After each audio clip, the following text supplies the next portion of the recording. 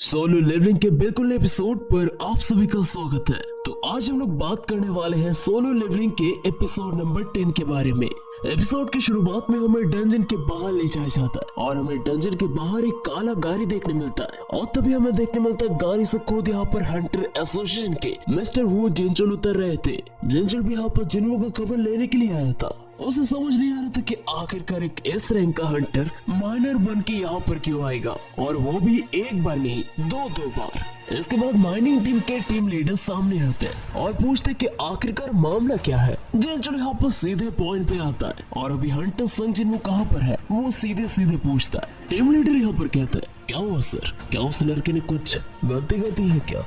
तभी पीछे से माइनिंग टीम का एक बंदा कहता है, मुझे पता था कि वो ऐसा ही निकलेगा। अगर वो आज हंटर नहीं होता तो वो बेशक मर्डरर होता। मैंने तुमसे पहले ही कहा था।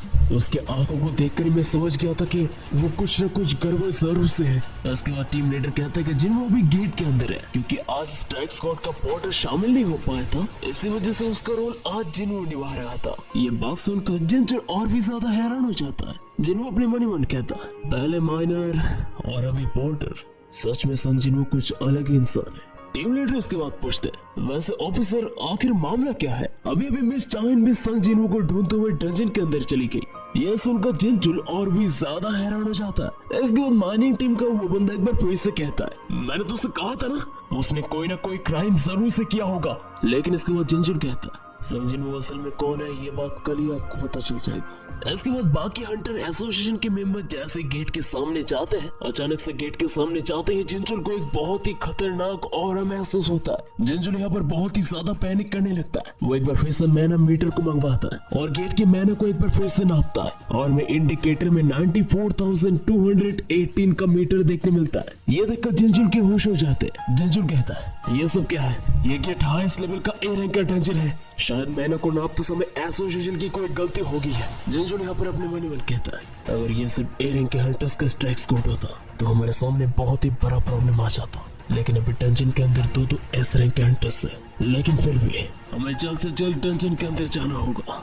इसके बाद हमें डंजन के अंदर ले जाया जाता है। चाइन यहाँ पर डंजन के अंदर आगे बढ़ते जा रही थी, तभी उसे रास्ते में बहुत सारे और मॉन्स्टर के पड़े हुए डेड बॉडीज मिलते हैं, जिसका सामना किहुन और उसके पार्टी ने पहली बार किया था। लेकिन इतने बड़े स्क्वाड को देखकर चाइन को समझ नहीं आता कि आखिरकार किहुन के स्क्वाड ने इतने सारे ऑर्क्स को मारा कैसे। तभी अचानक से चाइन को एक बहुत ही खतरनाक ऑरा सेंस होता है और चाइन भी यहाँ पर खतरा महसूस कर लेती है। चाइन अपने मन कहती है, अगर ये ऑरा किसी बॉस का है तो किहुन और उसके पार्टी के एक भी मेंबर जिंदा वापस नहीं आ पाएंगे। चाइन भी इसके बाद अपना नया हथियार लेकर आगे बढ़ने लगती है। इसके बाद हमें मेन बॉस रूम पे ले जाया जाता है, जहाँ पर जिन्हो के शैडो सोल्जर्स और कारागलगन का और आर्मी वो दोनों आमने सामने थे। कारागलगन इसके बाद कहता है, तुम्हें क्या लगता है इंसान, इतने कम सोल्जर से तुम मेरे आर्मी को हरा पाओगे?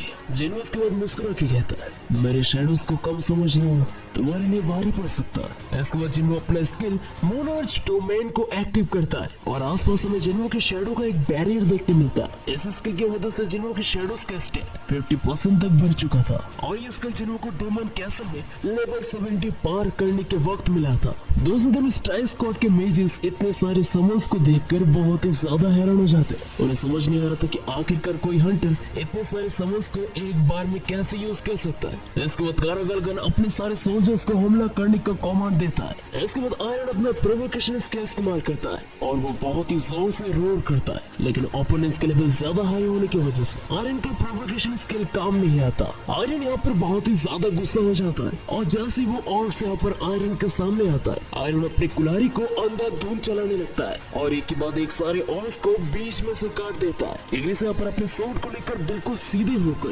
कॉन्सेंट्रेट के साथ खड़ा हुआ था और जैसे सारे ऑर्क मॉन्स्टर उसके ऊपर झपटने ही वाले थे, तभी आखिरी मौके पे इग्रिस अपने स्वॉर्ड से उन सभी को घचाघच काट के रख देता है। दूसरी तरफ जिन्हो भी अपने डैगर की मदद से सारे ऑर्क्स को एक के बाद एक स्लैशेस और स्लाइसेस मारने लगता है। जिन्हो के ऐसे कमाल के स्किल को देखकर बाकी सारे हंटर्स यहाँ पर बहुत ही ज्यादा हैरान हो जाते हैं। वो लोग अपने बीच में कहने लगते हैं, ये स्किल तो हमारे वाइस गिल मास्टर की तरह है। आखिरकार इतना ताकतवर हंटर एक पॉटर के रूप में यहाँ पर क्या कर रहा है? जिन्हों अपने डैगर की मदद से एक के बाद एक और मॉन्स्टर को काटते जाता है। लेकिन जिन्हों के सामने एक बहुत ही बड़ा प्रॉब्लम था। जिन्हों की टीम में इग्निस, आयरन और टैंक के अलावा बाकी सारे शैडोस बी रैंक के थे और एक एक और को मारने के लिए उनको 3-4 बार रीजेट होना पड़ रहा था। और इसके साथ साथ और का आर्मी भी उनके आर्मी से 3 गुना ज्यादा बड़ा था और इसी वजह से ज्यादा काम करना था जिन्हों को।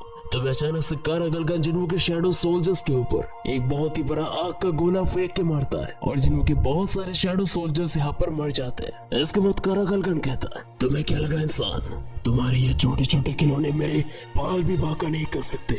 जिन्हों उसके बाद कहता है, जब तक मेरे पास मैन आए तब तक मेरे शैडोस रीजेट होते जाएंगे। कारागलगन कहता है, इससे मुझे कोई भी फर्क नहीं पड़ता इंसान, आगे यहाँ पर बाद में जाकर एक न एक वक्त जाकर तुम्हारा मेहनत जरूर से खत्म हो जाएगा और जिस तेजी से मेरे सोल्जर्स तुम्हारे सोल्जर्स को मार रहे वो बहुत ही जल्दी तुम्हारे सारे मैनों को खा जाएंगे। हमें देखने मिलता अभी धीरे धीरे बाजी कारागलगन के हाथों में आने लगता है। लेकिन तभी जिन्हो बहुत ही ऊंचा जंप मारता है। जिन्हो कहता है, तो अभी मेरे पास एक ही चारा, मेरा मैना खत्म होने से पहले मुझे तुम्हारा काम खत्म करना होगा। जिन्हों यहाँ पर बहुत ही ऊंचा जंप मारता और सीधे कारागलगन के ऊपर अपने डैगर से हमला करता है। लेकिन कारागलगन अपने सामने बहुत ही सख्त शील्ड खड़ा कर लेता है। कारागलगन कहता है, ऐसे बेमतलब की कोशिश का कोई मतलब नहीं है इंसान, धीरे धीरे तुम्हारा सेना ऐसे ही कटते जाएगा। इसको जिन्हों कहता है, क्या तुम इसके बारे में श्योर हो? मेरे पास बहुत सारे ताकतवर शैडोज भी है और वैसे भी मुझे नहीं लगता कि तुम्हें अभी मेरे बारे में चिंता करना चाहिए। इसके बाद कारागलगन कहता है, ठीक है फिर इंसान, अगर तुम्हारा यही मर्जी है तो यही सही।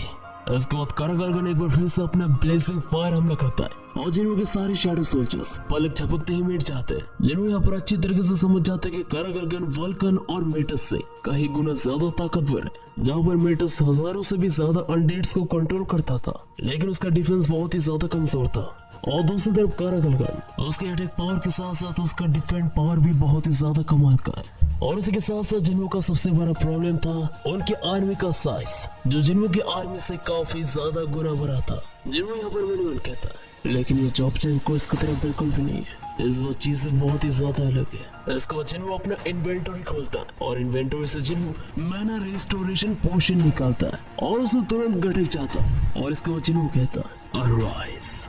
इसके बाद ही हमें देखने मिलता है जिन्होंने अभी तक जितने भी ऑर्क मॉन्स्टर्स को मारे थे। जिन्हों यहाँ पर उन सारे ऑर्क मॉन्स्टर का शैडो एक्सट्रैक्ट कर लेता है और ये देखकर कारागलगन के होश उड़ जाते हैं। इसके बाद जिन्हों कहता है, तुम्हारे बहुत सारे सेना अभी भी जिंदा है लेकिन वो सभी बहुत ही जल्द मेरे शैडोज बनेंगे और आखिर में जाकर तुम भी उन्हें सीखोगे। कारागलगन जिन्हों के इस एबिलिटी को देख कर कहता है, नहीं, क्या कैसा मुमकिन हो सकता है, क्या ये वो तो नहीं। कारागलगन जब उस आदमी के बारे में सोचने लगता है तो अचानक से उसके सामने एक हीरो आ जाता। कारागलगन इसके बाद कहता है, अगर ऐसी बात है तो आखिरकार हम लोग यहाँ पर आए क्यों? हमें बस एक ही ऑर्डर मिला था, इंसानों को मार के उसके बॉडीज को उसके सामने लेकर जाना।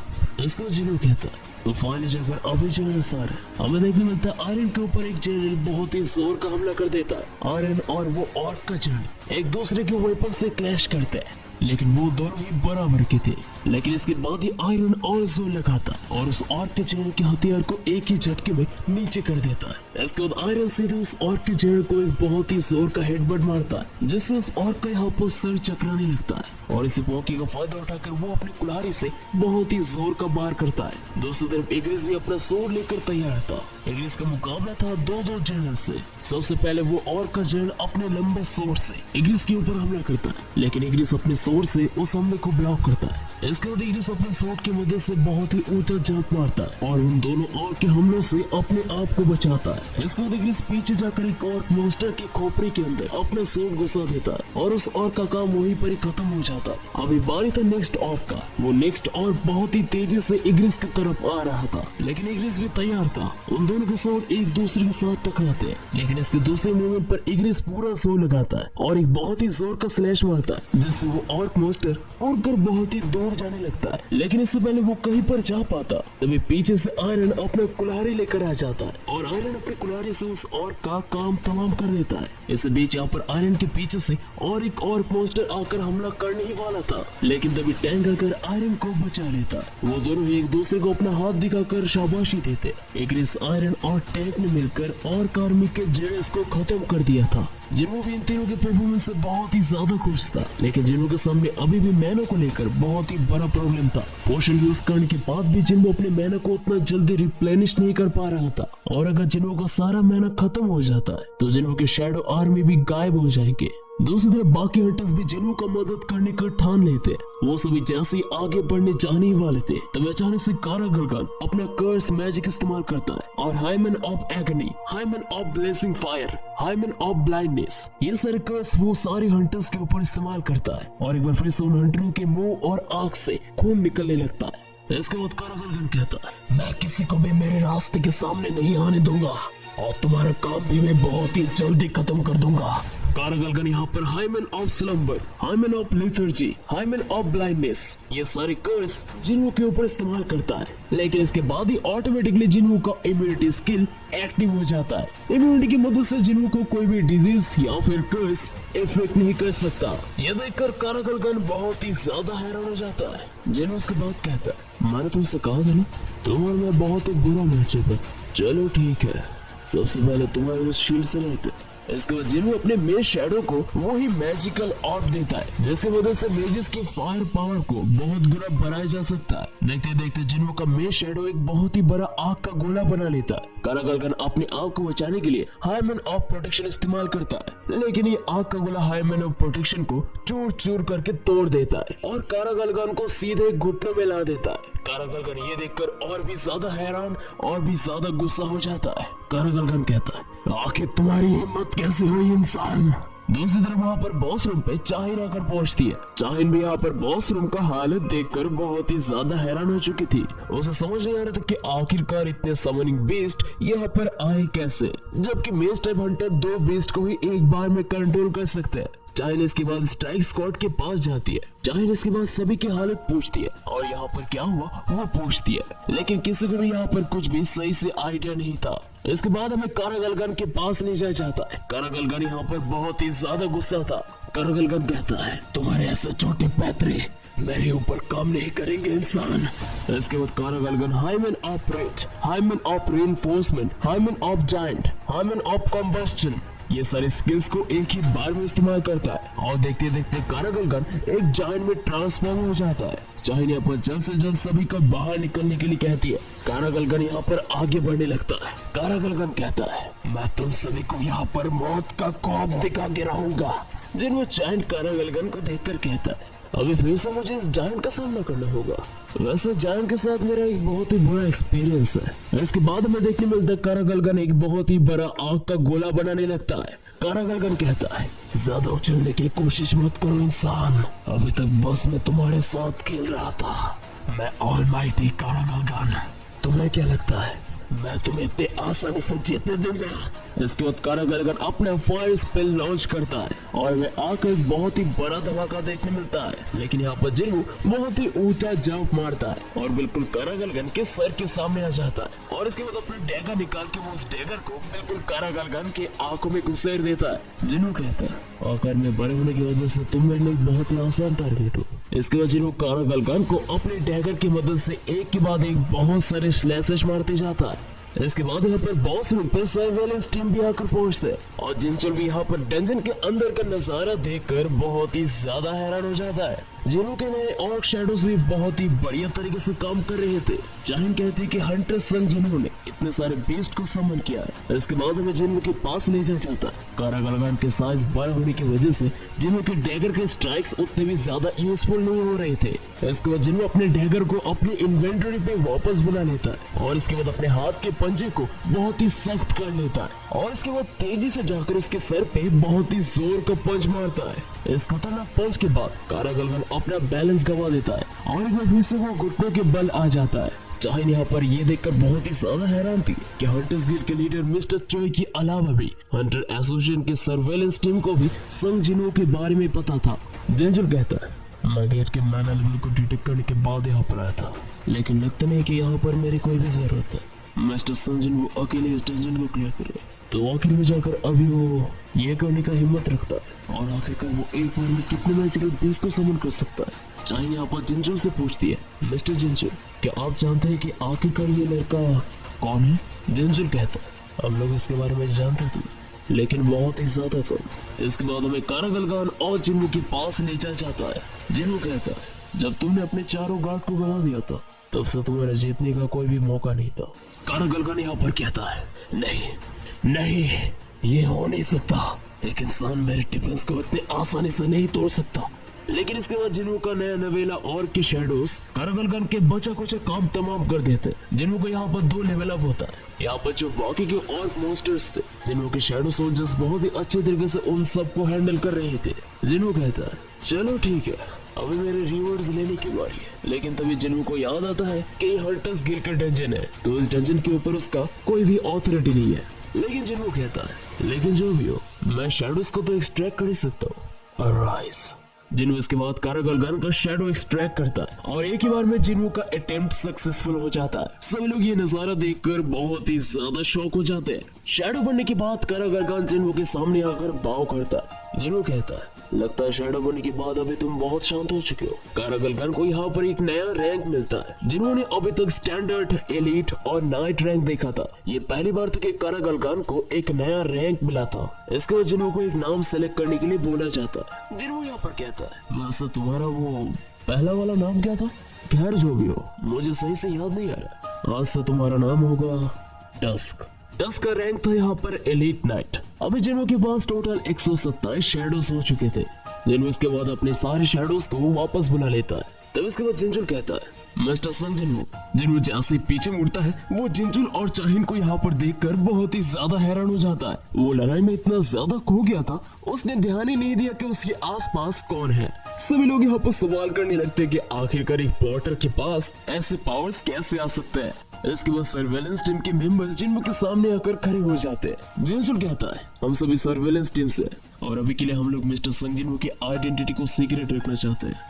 यहाँ से बाहर निकलने के बाद हम सब कुछ मैनेज कर लेंगे, लेकिन आज आप सभी ने यहाँ पर जो भी देखा है आप इसके बारे में पब्लिक में कुछ भी नहीं कह सकते।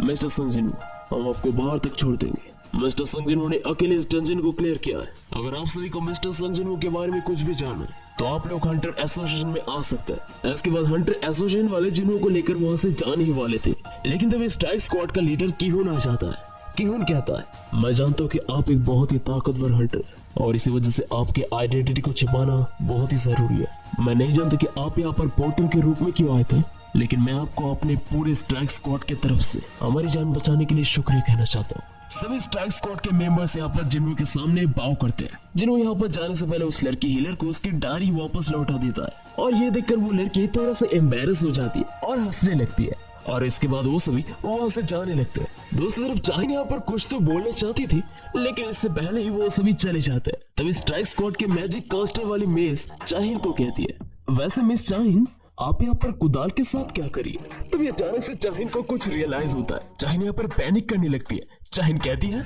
अरे हाँ तुमने सही कहा, अगर उसने मेरे बारे में कुछ उल्टा सीधा सोच लिया तो क्या होगा। वो लड़की कहती है आप किसके बारे में बात कर रहे हैं। चाहिन यहाँ पर ब्लश करने लगती है और कहती है नहीं कुछ नहीं। And that's it for the solo leveling season 2 episode number 10। तो एपिसोड आप लोगों को कैसा लगा जरूर से मेरे को ऑब्वियसली कमेंट करके बताओ एंड वीडियो को लाइक करो, चैनल पर नए तो चैनल को सब्सक्राइब करो। तो बस मिलते हैं एक नोट के साथ, तब तक के लिए बाय बाय।